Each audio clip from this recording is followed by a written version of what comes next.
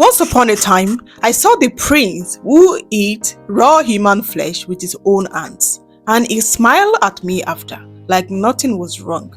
This happened in my village in northern Nigeria when I was 17. I have never told anyone this before, but they still haunt me. They said it was just a folktale for children.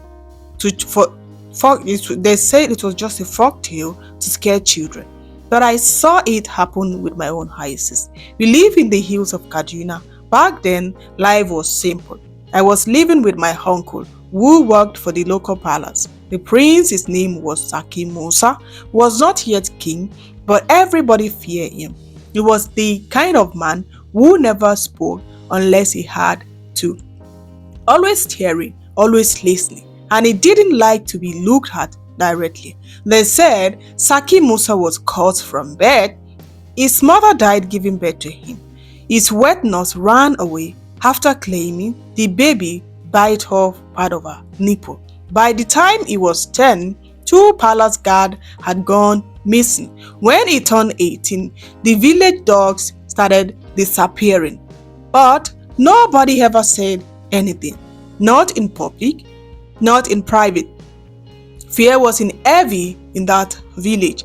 One night, my uncle told me to follow him to palace for a delivery. We brought goat meat and fresh palm oil, but when we arrived, one of the guards told my uncle to go home, that the prince had other food now. I stayed behind, hiding near the back of the palace wall. I know I should have left, but something told me to watch.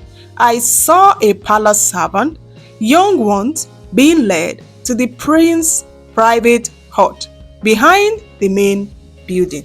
One girl, Amina, was just a little older than me. I did seen her before. She looked scared. Then I saw the prince, shirtless. His chest was full of scars, like animal claw as scraped across it. His eyes, they were not normal. They looked dull, like they belonged to a dead man. They brought in the girl, and that is when I heard a scream. It was sharp and it stopped too quickly. I peeked through a hole in the fence.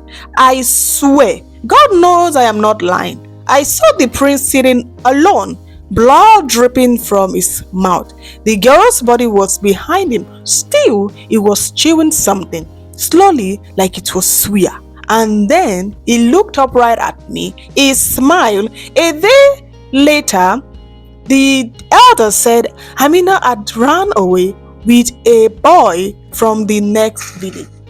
They even had a fake marriage feast to calm our family. But I know she didn't run. I know where she went. Saki Musa became king 2 years later. People still disappear in that village every few months.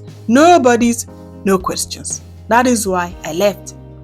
I don't go back. I didn't say his name out loud. I keep my doors locked every night. And sometimes I see those same dead eyes in my dreams, watching. The prince still eats alone. Watch out for part 2.